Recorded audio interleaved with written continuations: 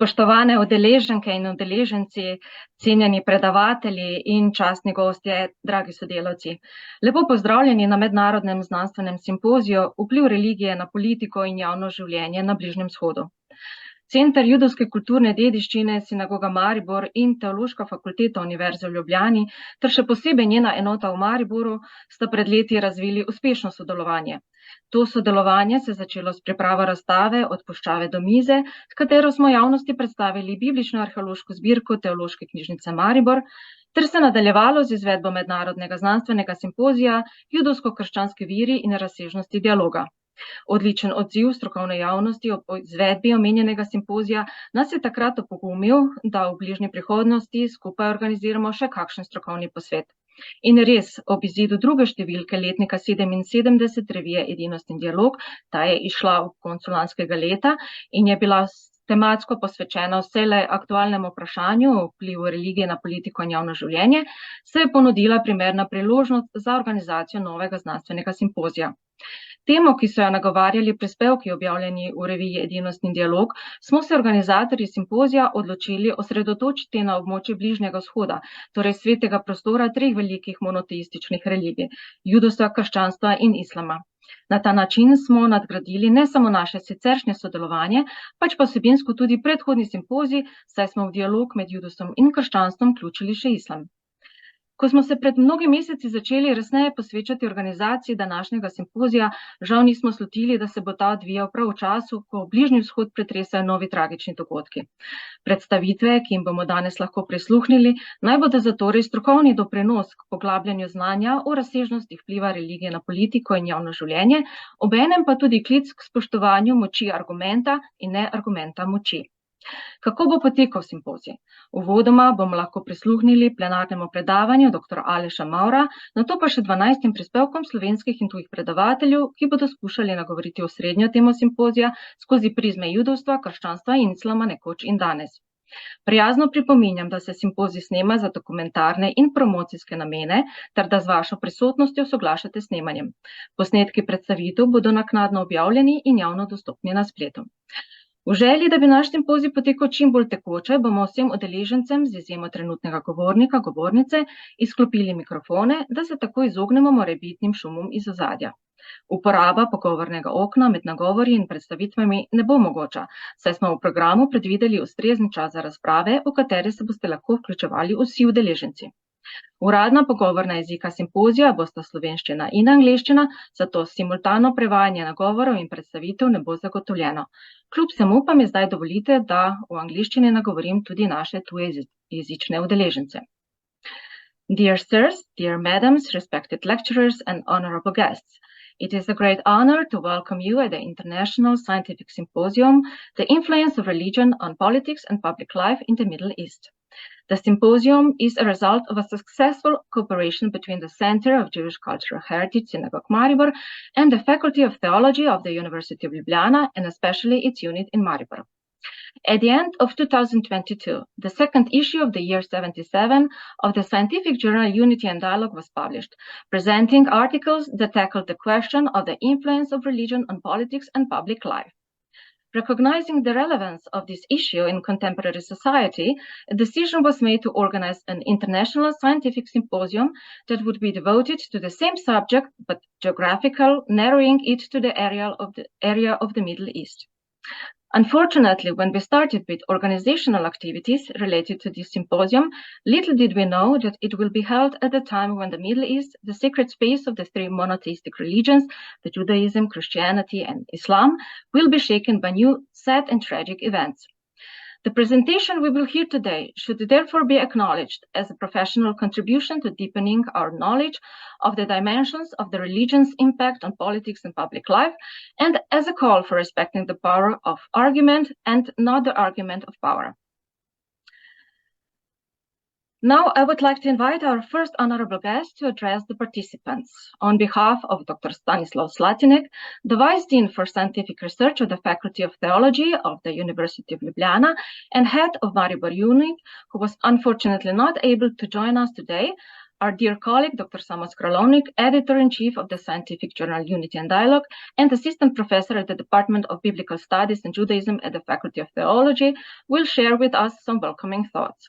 Besedi torej vabim dr. Sama Skralovnika, glavnega in odgovornega urednika revije Edinost in dialog in docenta pri katedri za svetopismo in judovstvo na Teološki fakulteti Univerze v Ljubljani, da nam v imenu dr. Stanislava Slatineka, prodekana za znanstveno-raziskovalno dejavnost Teološke fakultete Univerze v Ljubljani in predstojnika enote v Mariboru, ki se nam zaradi službene zadržanosti danes ni uspel pridružiti, nameni nekaj pozdravnih besed. Hvala lepa.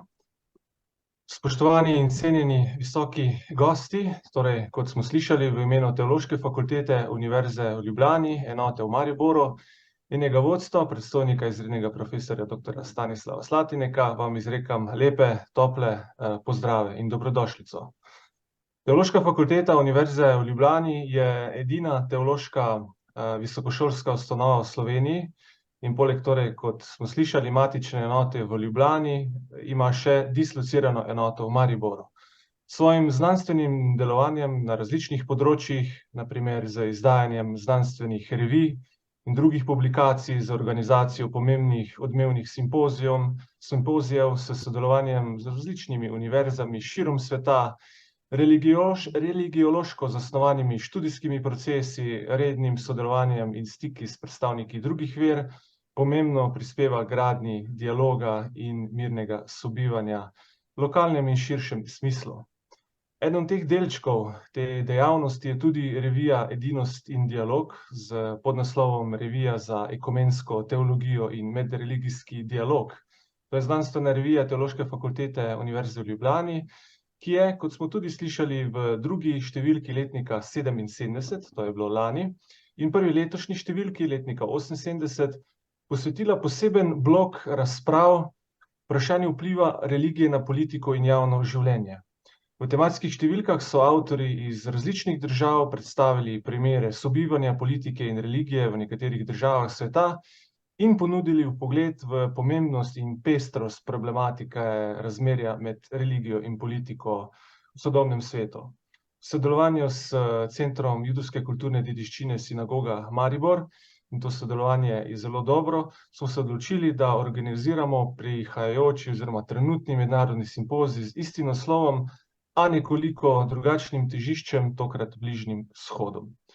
Nekako polovico razprav, ki jih bodo danes avtorji tudi predstavili, je že objavljenih, torej v preteklih prej omenjenih številkah revije Edinost in dialog. V zborniku povzetkov smo na to opozorili tako, da smo dodali identifikatorje, po domače, torej linke, povezave, do spletne strani, kjer se lahko te razprave in tudi vse ostale druge razprave, objavljene v reviji Edinost in dialog, seveda prosto dostopajo. Revija ima tako imenovani zlati dostop, kar pomeni, da so vse razprave, vse vsebine dostopne prosto, brez časovnega embarga ali zahtev po registraciji in seveda tudi brez stroškov za uporabnike in avtorje.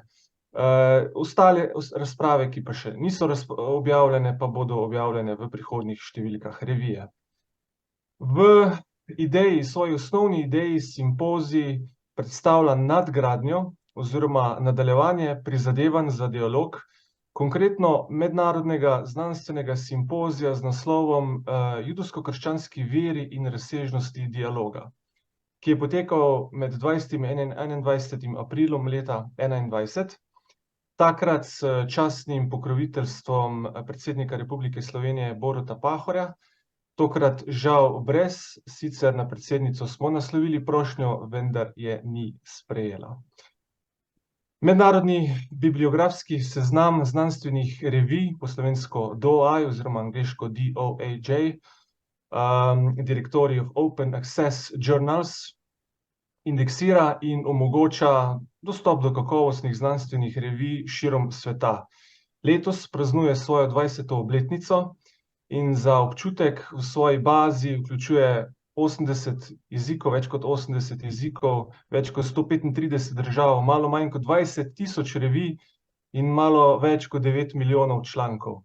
No, ob obletnici, 20. obletnici svojega delovanja, je ta institucija izbrala 7 revij med vsemi 20 tisočimi, ki jih indeksira in jih je oziroma jih bo predstavila. To so tako imenovani DOI Voices.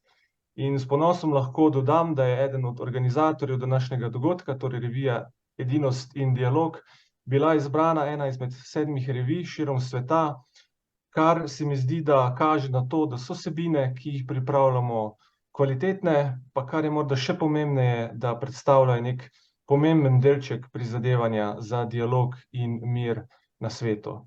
Morda za konec samo še o grafični podobi simpozija, ki vas je pričakal.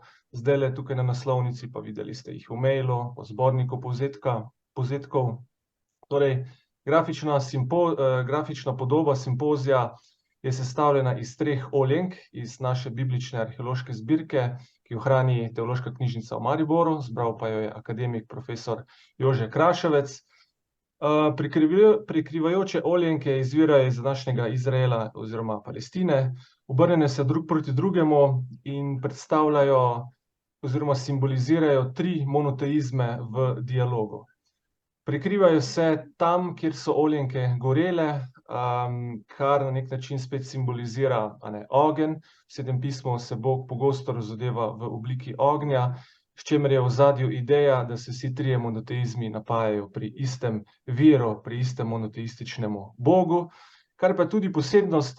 Če pogledate tale logotip, ki ga zdaj uporabnik simpozij tudi povečal, vidite, da so ustja, zgornji deli, medaljončki, razbiti.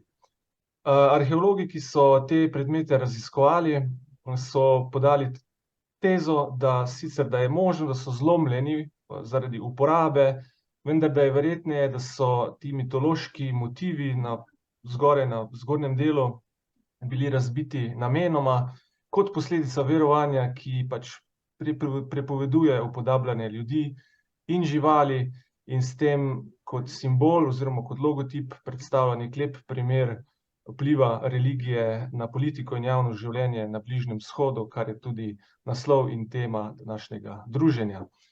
Tako, to bi bilo z moje strani to. Še enkrat izrekam lepe pozdrave in dobrodošlico in vračam besedo moderatorki. Ja, hvala dr. Skralovniku za njegove pozdravne besede. V mikrofonu pa že vabim tudi naslednjega gosta, veleposlanika države Izrael za Slovenijo, njegovo ekscelenco Ze'eva Bokerja. I'm kindly inviting our guest, His Excellency Ze'ev Boker, the Ambassador of the State of Israel to Slovenia, to address the participants. Good morning. Also in Israel it's not very good morning. Dear organizers, Mr. Reitniak, Mr. Skalovnik, dear Bishop, dear Mufti, dear Rabbi Haddad, dear colleague, Ambassador Purgat Martinez, which I had the privilege to see yesterday, dear experts and participants. As I accepted the invitation to speak at this conference a few weeks ago, I plan to give a pre-recorded speech while being at a working visit at Strasbourg. Now, I'm speaking live from Israel, where Israel is at war. If we will have alarm during my speech, I think you will understand that I will have to disconnect and run to the shelter. It has been 11 days since Israel was brutally attacked by Hamas. Burned or beheaded babies and children among more than 1,400 killed people, most of them civilians, women, young, old, even Holocaust survivors, are unfortunately not fake news. These cruelties have in the meantime been officially confirmed and documented. This barbaric massacre of the civilian population in the south of Israel demonstrates the fact that Hamas, as well as its allies, Hezbollah and Iran, have no interest in compromise or coexistence. They wish to eradicate Israel and refuse to recognize its shape and our right to exist. Besides 1,400 killed people of different nationalities and religions, there are also 3,500 injured, some of them still in critical condition. Over 150 people were abducted to Gaza and over 6,000 rockets were launched into Israel. At this point, I would like to borrow a sentence by Shani Segal, relative of a young woman who is missing since the attack. This is not a war between Jews and Muslims. It is a war between Hamas and Israel. It is something that we should have in mind also in these upcoming days. In its right and duty to protect its citizens, Jews, Muslim and Christian, Israel is fighting Hamas and making great efforts to minimize harm to civilians in Gaza.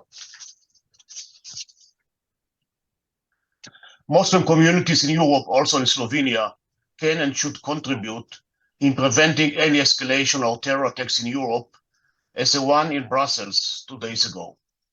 Let me repeat, the war between Hamas and Israel is not and may not become a war between religions. Allow me now to continue with some positive examples of interreligious cooperation from the past. Israel stands as a remarkable nation on multiple fronts. It is a modern democracy, a hub of innovation and technology. At the same time, Israel has held profound significance for all Abrahamic faiths throughout history, and is also today home for Judaism, Islam, and Christianity. Even in the complex and diverse religious landscape in the Middle East, there are examples of hope and progress. The Abraham Accord signed in 2020 brought together Israeli, United Arab Emirates, Bahrain, and Morocco. These accords demonstrate the interfaith diplomacy and dialogue can pave the way for peaceful coexistence. By promoting dialogue and collaboration between Jewish, Muslim, and Christian community, the accords have not only advanced regional stability, but also created opportunities for economic development and cultural exchange. On this occasion, I would like to mention Dr. Michael Melchior. After being the chief rabbi in Norway for 30 years, he moved to Israel. He was first elected to the Knesset and later served as minister in several governments. In the time of government of late Prime Minister Shimon Peres, I had privilege to work under him as he was Vice Minister for Foreign Affairs. During my mandate as Deputy Chief of Mission to the Netherlands, I hosted him as he visited The Hague. In 2002, Melchior organized the Alexandria Summit of Religious Leaders from the Holy Land, together with Palestinian counterpart Sheikh Talal Saider. The summit was among others sponsored by Mufti of Egypt, the Archbishop of Canterbury, and Israel Chief Rabbi, and resulted in signing the Alexandria Declaration, which affirmed the holiness of the land to the three monotheistic faiths, a dedication to fight bloodshed and violence. The declaration was followed by a religious peace initiative. In this spirit, I hope that the today's discussion will not only foster deeper understanding of the Middle East religious landscape, but also inspire us to work together toward greater interfaith dialogue and cooperation. The example can also help us navigate through these difficult religious minority faiths in Europe. Jewish and Muslims, both religious minorities in Europe, share common challenges, such as the right to perform ritual slaughter, whether termed kosher or halal, and the right to practice circumcision. It is crucial that we always seek common ground that unite us rather than focusing in divisions. I extend my gratitude to the Faculty of Theology and Synagoga Maribor for organizing this event, which is taking place 30 years after the fundamental agreement between the Holy See and the State of Israel was signed. I also express my appreciation to all participants for their valuable contribution, which I am confident will enhance our understanding in this intricate issue. At the end, allow me to use the opportunity to thank Mr. Hajdinyak and the team of Synagoga Maribor for their important work throughout the year and all events they have organized or coordinated, just recently on the occasion of the European Day of Jewish Culture. Thank you very much. Thank you, Mr. Ambassador, for your speech. Our next honorable speaker will be Her Excellency Andrea Purkart-Martinez, the Ambassador of the Republic of Slovenia in Tel Aviv. Torej med našimi gosti je tudi veleposlanica Republike Slovenije v Tel Avivu, Andrea Purkart-Martinez, ki jo vabim, da nam nameni nekaj pozdravnih besed. Good morning to all distinguished guests, participants, and lecturers, experts of this symposium, and greetings from Tel Aviv. I am very honored that I was invited today to greet you and to express my support for this extremely important and topical symposium. It is very difficult, of course, not to follow the events that are happening now in the Middle East, in this region, and I am sure that you're all aware of the horrible atrocities that were committed by Hamas to the innocent civilians in Gaza, in the southern communities in Israel. Slovenia immediately condemned these terrorist attacks to innocent civilians in Israel and reiterated also our support and solidarity with Israel. We are extremely worried also about the humanitarian consequences of what is going on now in Gaza. And while we wish to make sure that the notion of peace doesn't leave our mind. It has to stay and survive these tragic events for the peace process to continue after we pass these tragic events. And the international community has to use this critical moment in order to re-energize the efforts for the long-term solution that will bring peace to both peoples. And we are open to work with everybody for the renewal, for the political dialogue and the Middle East peace process. This symposium, such as this, is an excellent opportunity for the exchange of information, of research, of views, of the expert information, of the experts, and invaluable tool to actually extend the knowledge of life in this very complex but beautiful and very culturally rich region. And I am always happy to support the organizers of this event to make to a wider public known about our role, about the Slovenian role in this, about the Jewish heritage in Slovenia, and about the connection that we have to this region that is extremely important. I will also now say a few words in Slovenian. Spoštovani gostje, dobro jutro in pozdrave iz Tel Aviva. Kot sem že povedala, zelo težko je v teh časih ne slediti, kaj se dogaja v tej regiji, v regiji Bližnjega vzhoda in v povezavi z grozodejstvi, ki so bile storjene z napadom Hamasa na civiliste. Slovenija je takoj obsodila ta napad in izrazila solidarnost z Izraelom.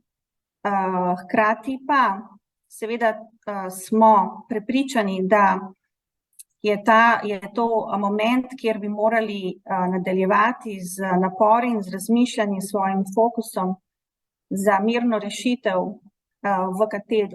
dveh držav, v kateri bi oba naroda lahko živela v miru in v sožitju eden z drugim. Zelo smo zaskrbljeni za humanitarni aspekt, zaščito civilistov na obeh straneh, kar je stalnica slovenske zunanje politike. Simpozijumi, kot je ta, služijo zelo pomembnemu cilju, ki je namenjen temu, da se ljudje bolj zavedajo povezanosti ljudi in zelo bogati kulturni dediščini, ki obstaja med različnimi verami, med različnimi narodi in služi kot povezovanje, vsekakor kot zelo primerno orodje za večanje razumevanja, dialoga in miru v svetu. Vedno sem vesela, da lahko pozdravim organizatorje in pomagam, podpiram pri vseh prizadevanjih, tako sinagogi Maribor kot univerzi in drugim. In vam želim veliko uspeha pri simpozijumu in še naprej tudi uspešno delo. All the best I wish you for this symposium today. A lot of success and interesting debate. And I hope to see you soon on another, hopefully, much happier and more peaceful occasion. Thank you very much. Hvala tudi gospe veleposlanici za njen nagovor. Besedo pa že predajam rabinu Arielu Hadadu, rabinu Judovskega združenja Slovenije, skupnosti tradicionalnih Judov. I'm now inviting Rabbi Ariel Hadad, the Chief Rabbi of the Jewish Association of the Republic of Slovenia, Orthodox Jewish Community, to address the participants. Thank you very much for inviting me to this symposium, and I would like to beg your pardon for my voice and some cough that I have. First of all, thank to all of you. Thank you to all of you, Mr. Professor Hajdinjak, that you always give me the opportunity to participate to your initiatives. Thank you for the presence of the ambassador of Israel. Thank you for the presence of the ambassador of Slovenia to Israel. Thank you for the presence of the president of the Bishops' Conference, and thank you for the presence of the Mufti of Slovenia today. All those presences, all those people that are here, they're not obvious. Specifically, if we look in the past to what the relationships between religions they have been, and how those relationships they influenced the politics in times of peace and in times of war, between those that we can call them religious groups. The title of this symposium, specifically in those tragical days, are definitely of the utmost importance. I guess that none of us, none of you could have predicted what could have happened 3 months later, but being a man of faith, I do believe that nothing happens randomly. So now it is a particularly important time to speak about this topic. Until modern times, if we look back at history, until modern times, the influence, the role of religion in the realm of politics has been absolutely exceptional, as history tells us. But what about today? What about modern times? Has it been the same? With the progression of political thought, with the evolution of political thought, we gradually shifted our perception of politics and our perception of war making from an approach that we can, generally speaking, of course, every generalization is wrong, but generally speaking, we can say that we have switched, that civilization shifted from an approach that was heavily influenced by religion to an approach that is heavily influenced by deterministic reasons: economics, population, land. Of course, all those issues, they were always essential to war making, but gradually in modern times, we shifted our interest, we shifted our analysis of war making from the realm of religion plus politics plus economics plus land plus other interests to a completely deterministic approach, which in many cases it is definitely true. What is it about today? what is happening today. Is religion today an issue? What I would like to connect myself. This is a very heavy question. I would like to connect myself to what the ambassador, Mr. Boker, said before. This is, of course, not a war between Jews and Muslims. It is a war between Israel and Hamas. This is what is happening specifically in those days. But at the same time, we have seen images of consensus. We have seen images of jubilation in certain cases, and we have to give our thoughts to those kind of images and the speeches and things that have been said. Of course, complacency and consensus is not a crime, but it tells us a little bit about what is happening from. Of course, I cannot talk about politics. I can only talk about religion and a little bit of culture, but it tells us on the cultural side that on the ground, there are definitely certain issues that should be addressed, calmly, should be addressed rationally. It is a matter of education, and everything that is connected to education, it is always something that speaks to the longer term. No solutions that are connected to education, they talk to us in the short term. They talk to us only in the long. They're feasible only in the long term. Now to conclude, of course I have no solutions. Of course I have no suggestions. I have no advices. But I just wanted to give you some material of thought. I wanted to conclude. I wanted to end this little piece of mine, going back to a classical Jewish source, which is Maimonides.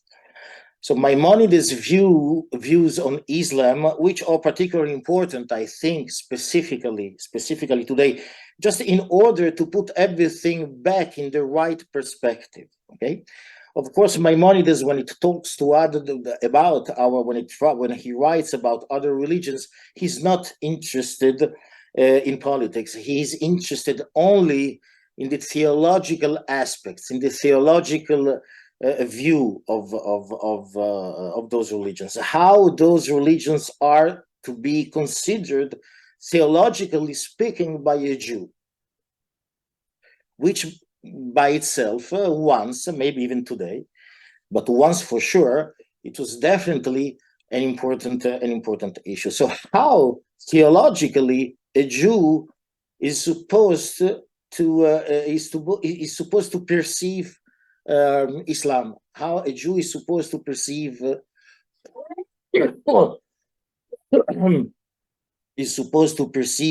to view Islam.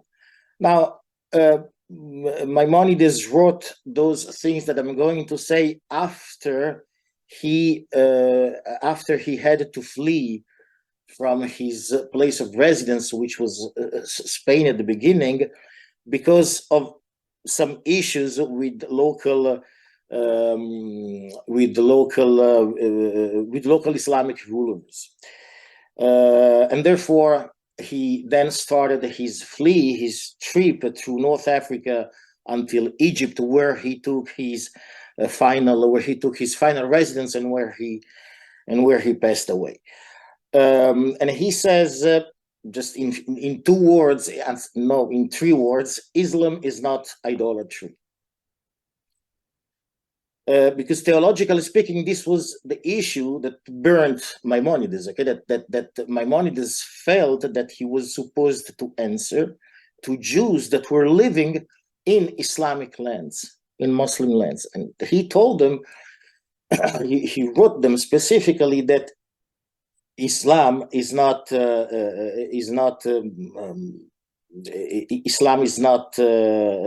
idolatry. Of course, who talks about idolatry now? Nobody. But again, Maimonides was addressing a theological issue. I think that out of the turmoil that we are experiencing those days, my son is leaving tonight to go to Israel, just to give you an example. Once all this turmoil is not going to be forgotten, if it will ever be forgotten, but once this turmoil is not going to be in the headlines of the news, and we will going to have a more calm, a more reasonable approach to what happened, maybe we should start. Maybe we should start from this. We should start from reasoning, from reflecting on classical sources that, in a way, sow a little bit of light in the relationships between two faiths that ideally they should be antagonistic, and they were actually for some time antagonistic. So I think that sometimes looking to the past, it can give us some lessons for the future. And my wish here is that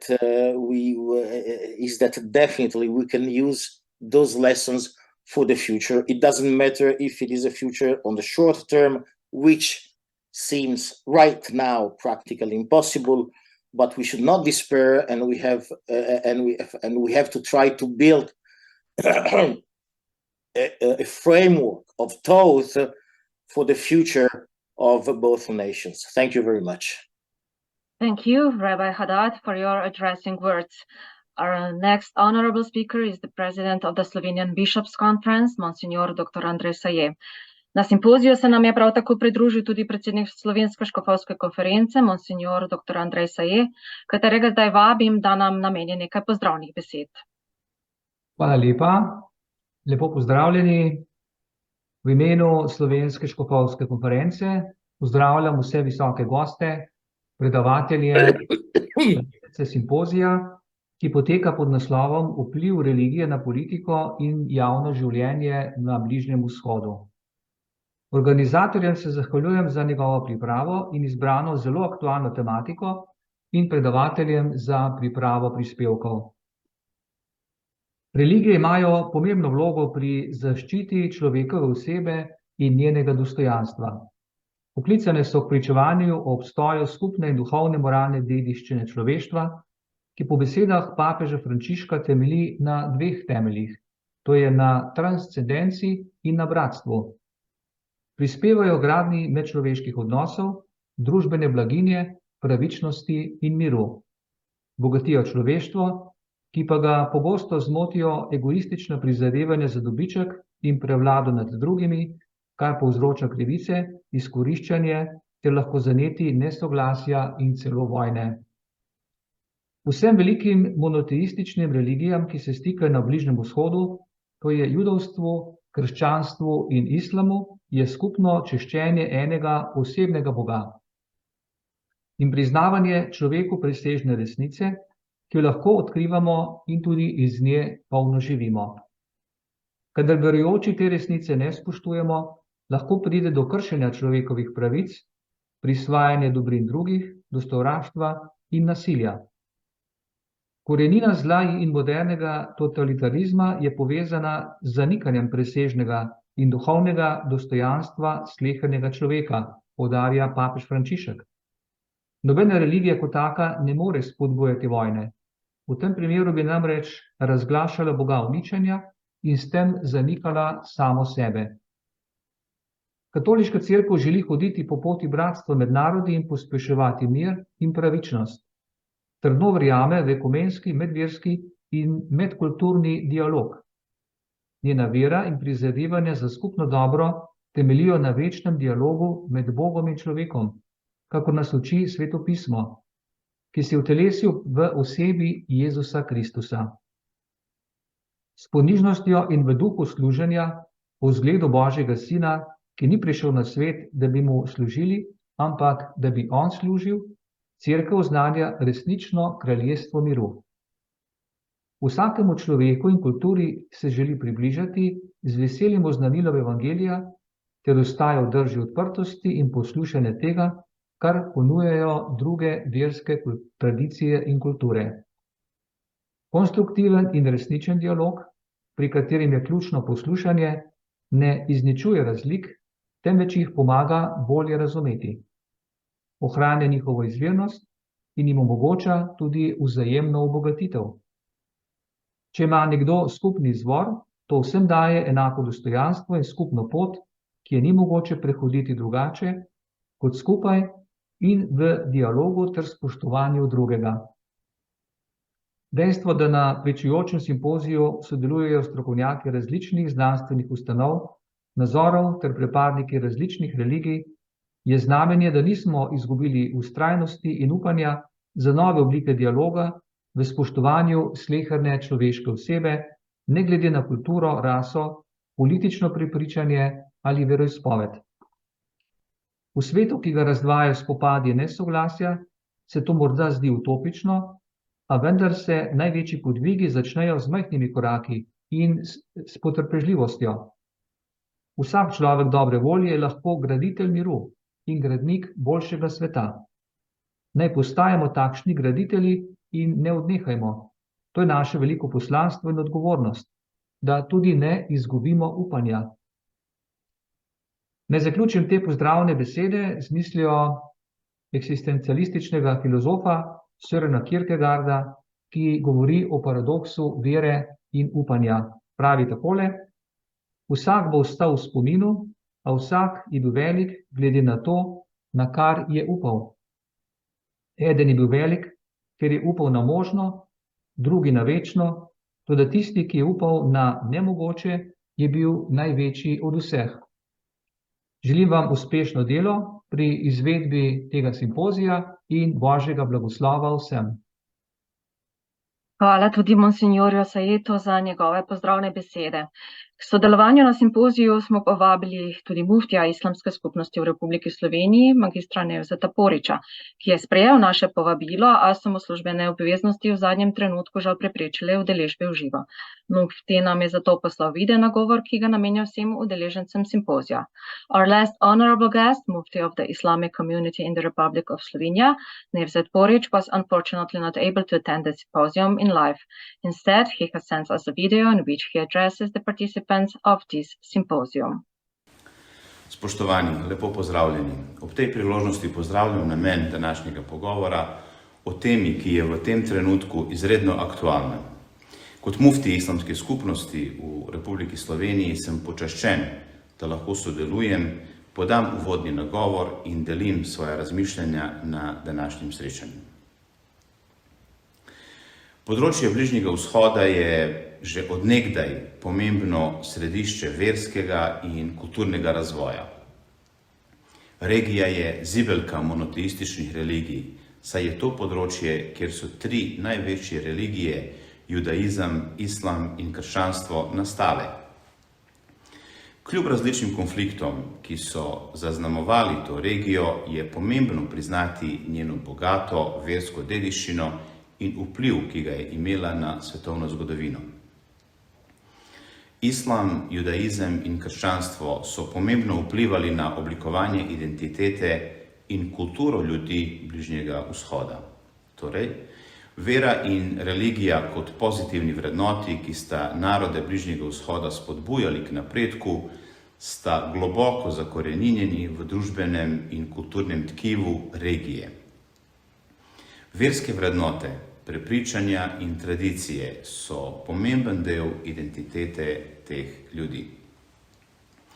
Kljub zavedanju o globalnem pomenu te regije ni mogoče ne izreči tudi dejstva, da je Bližnji vzhod že nekaj desetletij področje neprestanih konfliktov in izzivov, ki so med drugim vplivali tudi na politična dogajanja in javno življenje.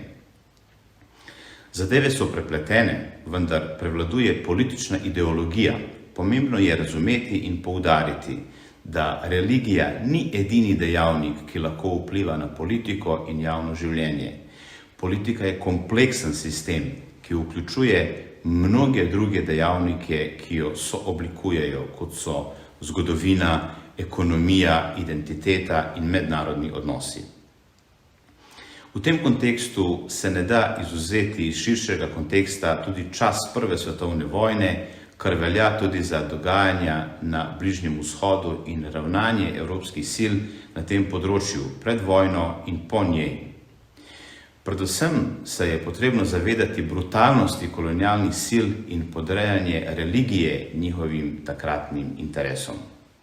Vendar na to izjemno kompleksno vprašanje je zelo težko podati jasen odgovor, vendar gotovo pa je to, da ključne dogmatske postavke katerekoli od treh omenjenih religij ne vplivajo direktno na stanje na Bližnjem vzhodu. Prava grožnja ni religija sama po sebi, temveč posplošujoče razmišljanje, kot je dejal kanadski filozof Charles Taylor. Stanje je posledica različnih kombinacij, velikokrat posplošenih religioznih prepričanj, kulturnih tradicij, rasnih in etničnih pripadnosti, vojn in politik, ki direktno vplivajo na potek javnega življenja bližnjevzhodnih družb. Bližnji vzhod predvsem potrebuje učinkovite, socialne in ekonomske strategije ter ukrepe, ki se bodo lotili zapletenih nereligioznih razlogov, skritih za nasiljem in trenutnim stanjem, s katerimi bi odpravljali brez dvoma nereligiozne posledice tega nasilja. Res da je potrebno zelo dobro razmisliti o kulturnih, etničnih in religioznih dejavnikih, vendar ti niso glavni razlogi za trenutno stanje.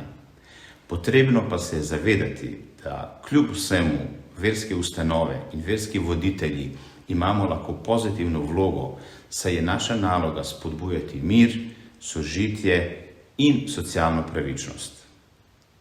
Verske skupnosti imajo moč pri združevanju ljudi, spodbujanju medsebojnega spoštovanja ter prizadevanja za skupno dobro.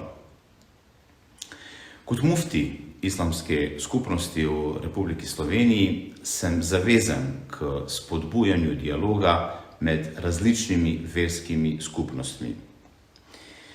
Ob tej priložnosti in v luči trenutnih dogajanj na Bližnjem vzhodu dovolite, da z vami delim stališče islamske skupnosti, v katerem pozivamo ljudi k zadržanosti in iskanju mirnih rešitev. Zadnje stopnjevanje nasilja v Gazi in okrog nje še enkrat kaže na nevzdržnost situacije v Palestini in Izraelu in potrebo po dosegi trajnega in pravičnega miru.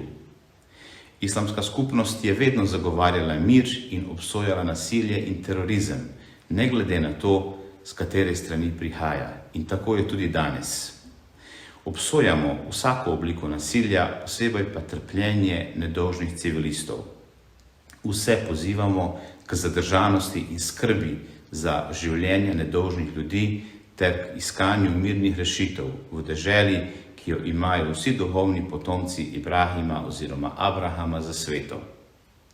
Spomnimo, da ubijanja nedolžnih oseb ne moremo in ne smemo opravičevati, nič ni vredno enega samega nedolžnega življenja in prosimo vzvišenega Boga, da narodu svete dežele podari mir, ki bi bil kažipot vsem na svetu in nas varuje pred ponovitvijo strašnih prizorov, ki smo jih priča te dni.